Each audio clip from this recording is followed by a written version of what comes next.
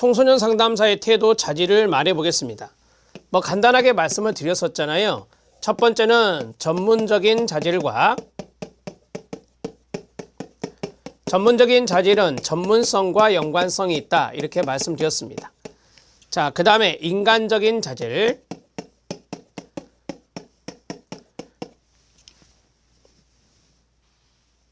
자, 인간적 자질이 있습니다. 인간적 자질은 바로 인간성과 연관성이 있다. 이렇게 말씀드렸죠.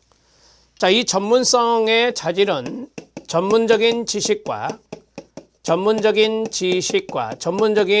기술이라 이렇게 말할 수 있죠. 자, 예를 들어서 청소년 상담자이기 때문에 청소년의 특성이나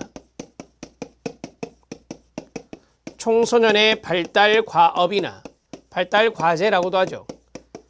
과업 등의 지식이 필요하다라고 하는 겁니다. 자, 그리고 기술은 상담의 기법, 상담의 기술을 이야기하는 것입니다. 이런 것들이 바로 갖추어졌을 때 전문적 자질이다 말할 수 있습니다. 인간적 자질이 동시에 겸비돼야 됩니다. 인간적인 자질은 태도라든지 품성, 인성 이런 것들과 연관성 있는 것이 바로 인간적 자질이다 말할 수 있습니다. 자, 인간적 자질의 대표적인 것은 여러 가지가 있었습니다. 수용이라고 하는 것이나 존중이라고 하는 것이나 민감성이라고 하는 것, 그 다음에 용기 있는 태도, 그 다음에 개방적 태도, 자, 열린 마음이라고 했었죠. 이 모든 것들이 바로 인간적 자질과 연관성이 있는 단어들이 되겠습니다. 이렇게 정리하시면 돼요. 자, 이제 제5절로 넘어가도록 하죠. 제5절은 청소년 상담자의 상담 윤리입니다. 자, 상담 윤리 밑에 각주가 있습니다. 한국상담학회 윤리 강령을 기준으로 제시하였습니다. 1번은 전문적 태도고요. 그 다음에 2번은 정보의 보호입니다. 3번은 상담 관계입니다. 자, 여기에서 좀 잘 나오는 것이 정보의 보호의 비밀 보장이 나올 겁니다. 정보의 보호의 별표 하나, 상담 관계 나오죠? 거기에 별표 하나입니다. 이 두 가지를 좀 잘 알아두시기 바랍니다. 전문적인 태도입니다. 전문적 능력 보겠습니다. 상담자는 상담에 대해 이론적 지식, 전문적 실습, 교수, 상담활동, 연구를 통해 전문성을 발달시키기 위해 지속적으로 노력해야 됩니다. 상담자는 자신의 능력 및 기법의 한계를 인식하고 전문적 기준에 위배되는 활동을 하지 않습니다. 만일 자신의 개인 문제, 능력의 한계 때문에 도움을 주지 못하리라고 판단될 때는 내담자의 동의를 구한 후 다른 동료 전문가 및 다른 관련 기관에 의뢰합니다. 2번 체킹입니다. 자신에게 한계가 있을 때는 욕심을 부리지 말고 다른 동료나 다른 기관에 의뢰하는 것이 윤리적으로 옳습니다. 상담자는 자신의 활동 분야에 있어서 최신의 과학적이고 전문적인 정보와 지식을 유지하기 위해 지속적인 교육과 연수에 참여합니다. 상담자는 윤리적인 책임이나 전문적 상담 실시에 대해 의문이 생길 때 다른 상담자나 관련 전문가들에게 자문을 구하는 절차를 따릅니다. 상담자는 정기적으로 전문가로서의 능력과 효율성에 대해 자기 반성과 자기 평가를 해야 하며 필요한 경우 자신의 효율성을 증진시키기 위해 지도 감독을 받아야 합니다. 자, 충실성 들어가도록 하겠습니다. 상담자는 내담자를 보다 효과적으로 도울 수 있는 방법에 관하여 꾸준히 연구, 노력하고 내담자의 성장 촉진과 문제 해결 및 예방을 위해서 최선을 다합니다. 이게 바로 충실입니다. 상담자는 자신의 능력 한계나 개인적인 문제로 내담자를 적절하게 도와줄 수 없을 때에는 상담을 시작해서는 안 되며 다른 전문가에게 의뢰하는 등의 적절한 방법으로 내담자를 돕습니다. 2번 체킹해 주시기 바랍니다. 앞에서 말씀드렸던 거와 마찬가지로 자신의 능력 한계로 내담자에게 도움을 주기 어려울 때는 다른 전문가에게 의뢰하는 내용이 나와 있습니다.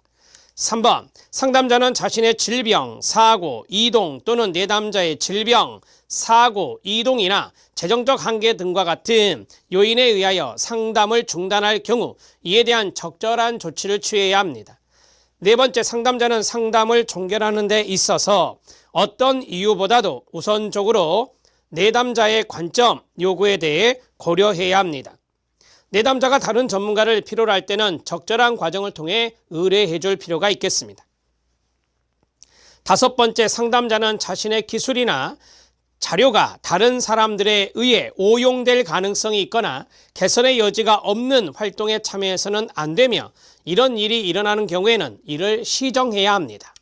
자, 여기 첫 번째 내용 전문적 태도 마무리했습니다. 여기서 중요한 것은 자신의 한계가 있을 때는 다른 동료 전문가나 다른 기관에 의뢰하라는 내용이 중요한 내용이 됩니다. 정보의 보호 들어갑니다. 첫 번째, 비밀 보장입니다. 여기 내용은 모두 다 비밀 보장 내용으로 다 들어 있습니다. 중간중간에 시험에 잘 나올 만한 내용은 체킹하라고 말씀드리겠습니다. 잘 들어주시기 바랍니다. 상담자는 사생활과 비밀 유지에 대한 내담자의 권리를 최대한 존중해야 할 의무가 있습니다. 상담자는 내담자에 대한 상담 기록 및 보관을 윤리 기준에 따라 시행합니다. 또한 상담자는 상담 내용의 녹음 기록에 관하여 내담자의 동의를 구해야 합니다. 상담자는 내담자가 기록에 대한 열람이나 복사를 요구할 경우 그 기록이 내담자에게 잘못 이해될 가능성이 없고 내담자에게 해가 되지 않으면 응하는 것이 원칙입니다. 다만 여러 명의 내담자를 상담하는 경우 다른 내담자와 관련된 사적인 정보는 제외를 해야 되겠죠. 제외하고 열람하거나 복사하도록 합니다. 네 번째, 상담자는 상담과 관련된 기록을 보관하고 처리하는 데 있어서 비밀을 유지해야 하며 이를 타인에게 공개할 때에는 내담자의 직접적인 동의를 구해야 합니다. 다섯 번째, 상담자는 내담자 개인 및 사회에 임박한 위험, 동그라미요, 위험 등이 있다고 판단되는 등의 비밀 보호의 예외가 존재하는 경우를 제외하고는 끊어요. 내담자의 서면 동의 없이 제3의 개인이나 단체에게 상담 기록을 공개하거나 전달해서는 안 되는 것입니다. 내담자 개인에게 위험이 임박했다 또는 사회의 위험에 임박했다라고 판단되는 등 이러한 내용은 비밀보장의 예외사항입니다. 비밀보장의 예외사항은 뒤에 나오니까 그때 봐도 됩니다. 두 번째, 집단 및 가족 상담의 비밀보장입니다. 상담자는 특정 집단을 대상으로 집단 상담을 시작할 때 비밀보장의 중요성과 한계를 명확하게 설명해야 합니다.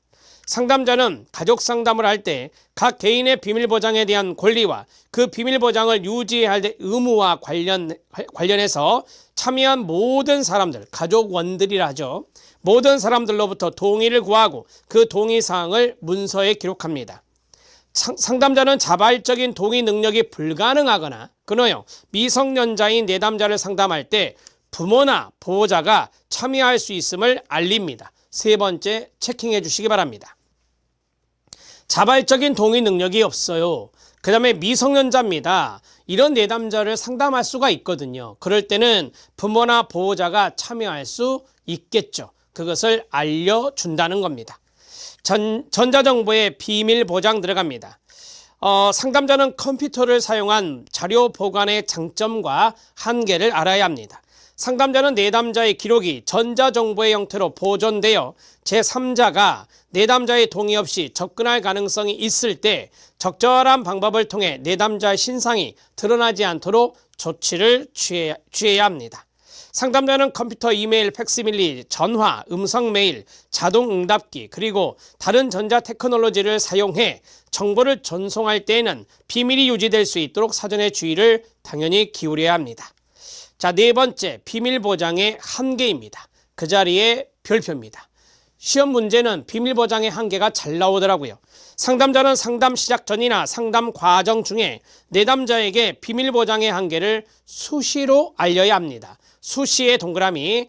그러니까 한 번 알리고 끝내는 게 아니라 수시로 알리는 것이 좋습니다. 수시로 알리고 비밀 보장이 불이행되는 상황에 대해서 주지시킵니다. 양가로 2번 별표. 양가로 2번에 동그라미 1, 2, 3, 4가 있습니다. 그 자리가 바로 예외사항입니다. 묶어서 별표 쳐주시기 바랍니다. 상담자는 아래와 같은 상담자 개인 및 사회에 임박한 위험이 있다고 판단될 때 매우 조심스러운 고려 후에 내담자에 관한 정보를 적정한 전문가 사회당국에 제공할 수 있습니다. 비밀보장 예외입니다. 1번, 내담자의 생명이나 사회 안전을 위협하는 경우 비밀보장 안 되겠죠. 2번, 내담자가 감염성이 있는 치명적인 질병이 있다는 확실한 정보를 가지고 있다면 비밀보장 안 되겠죠. 세 번째, 내담자가 심각한 학대를 당하고 있다면 비밀보장이 안 되는 겁니다. 네 번째, 법적으로 정보의 공개가 요구되는 경우가 있습니다. 그럴 때도 법적으로 공개가 요구되는 것이기 때문에 비밀보장이 안 되는 것입니다. 자, 3번 들어갑니다. 상담자는 만약 내담자에 대한 상담이 여러 전문가로 구성된 집단에 의한 지속적인 관찰을 포함하고 있다면 그러한 집단의 존재와 구성을 내담자에게 알릴 의무가 있습니다. 상담자는 내담자의 사적인 정보 공개가 요구될 때 오직 기본적인 정보만을 공개합니다. 더 많은 사항을 공개하기 위해서는 사적인 정보의 공개에 앞서 내담자에게 알리고 동의를 얻어야 합니다.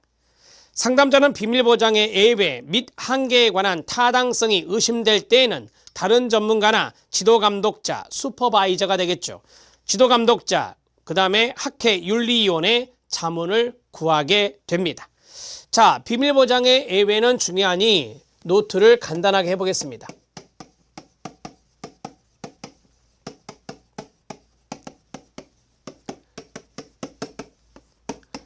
자, 한국상담학회에서 이야기하고 있는 윤리강령에 나오는 예외, 비밀보장의 예외는 시험 문제에서 많이 거론이 됩니다. 자, 첫 번째는 간단하게 쓰겠습니다. 생명이나 내담자 생명입니다. 내담자 생명이나 사회안전 위협입니다. 내담자 생명의 위협이나 사회안전의 위협이 있을 때는 비밀보장이 예외가 됩니다.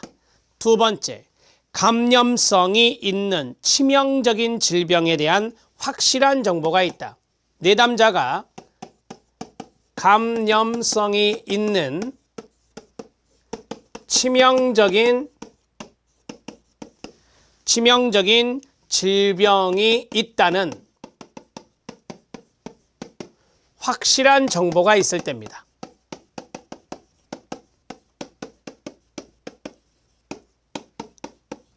이럴 때는 비밀보장이 예외가 됩니다.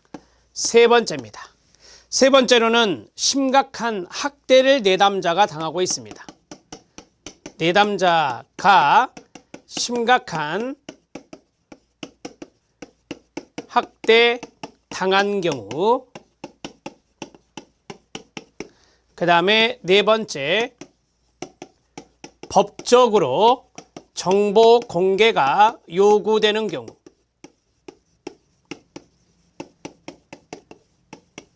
이럴 때는 비밀보장이 예외가 됩니다. 이 네 가지를 잘 숙지해 주시기 바랍니다. 상당히 잘 나오더라고요. 자, 상담관계 들어가도록 하겠습니다. 다중관계입니다. 그 자리 별표.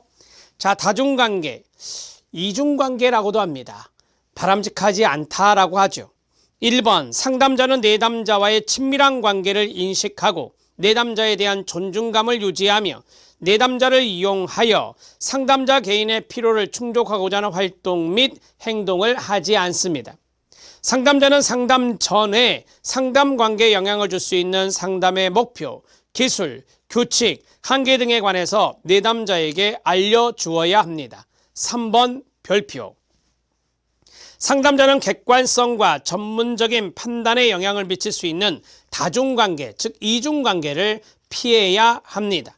단 내담자의 복지를 위해, 전제조건이 이겁니다. 내담자의 복지를 위해, 그 자리 밑줄, 내담자의 복지를 위해 상담자와 내담자가 사전 동의를 한 경우와 그에 대한 자문이나 감독이 병행될 때는 상담관계를 맺을 수도 있습니다. 그러한 관계에서 슈퍼비전이나 컨설테이션, 자문이 이루어지는 경우는 이러한 관계를 맺을 수도 있다는 겁니다. 내담자의 복지를 위해서. 상담자는 특별한 경우를 제외하고는 내담자와 상담실 밖에서 사적인 관계를 맺지 않습니다. 다중관계를 피하는 것이죠. 상담자는 내담자와의 관계에서 상담료 이외에 어떠한 금전적, 물질적 거래관계도 맺지 않습니다. 다중관계를 피하는 것입니다. 성적 관계입니다. 상담자는 내담자와 어떤 형태의 성적 관계를 갖지 않습니다. 상담자는 내담자와 성적 관계를 맺었거나 유지하는 경우 상담 관계를 형성하지 않습니다. 상담자는 상담 관계가 종료된 이후에도 최소 2년 내에는 내담자와 성적 관계를 맺지 않습니다. 상담자는 상담 종결 이후 2년이 지난 후에 내담자와 성적 관계를 맺게 된 경우에도 이 관계가 척취적이 아니라는 것을 철저하게 검증할 책임이 있습니다. 상담자는 성적 유인, 신체적 접근 또는 성적인 성격을 지닌 성적 위협에 관여하지 않습니다. 이를 알게 되거나 듣게 되었을 때 묵과하지 않고 적절하게 조치를 취하는 것입니다. 자, 이 실력 따지기 내용 보겠습니다. 상담 윤리에 비밀 유지 및 노출이 있습니다. 비밀 유지의 반대가 비밀 노출. 비밀 노출은 바로 비밀 보장의 예외라고 말하는 것입니다. 반가로 2번에 별표 하나 쳐주시기 바랍니다. 비밀 보장은 상담자의 윤리적 의무이지만 제한이 가능한 절대적인 의무는 아닙니다. 그래서 우리가 이것을 윤리 상대주의라고 합니다. 밑에 나오죠? 형광펜으로 밑줄 윤리적 상대주의. 비밀 보호의 의무는 내담자의 가족과 동료에 대해서도 지켜져야 합니다. 비밀 유지 예외 사항을 보겠습니다. 이해만 하시면 됩니다. 첫 번째, 내담자의 상담과 치료에 관여한 상담자와 의사, 이들의 업무를 도운 보조자들 간의 의사소통을 위해 말할 수 있습니다. 그러니까 상담자가 이 내담자를 도우는 데 있어서 다른 전문가분들이 계시는 거죠. 이럴 때는 의사소통을 위해서 말할 수 있다는 것입니다. 내담자가 비밀 노출을 허락한 대상에게는 비밀을 말할 수 있습니다. 내담자를 대신해서 법적으로 권한을 부여받은 사람들이 있습니다. 대리인이나 후견인이나 이런 사람들이 있습니다. 자, 이 사람의 동의를 얻은 경우 비밀을 말할 수 있습니다. 적절한 전문적 자문을 구하기 위한 슈퍼비전의 경우 비밀을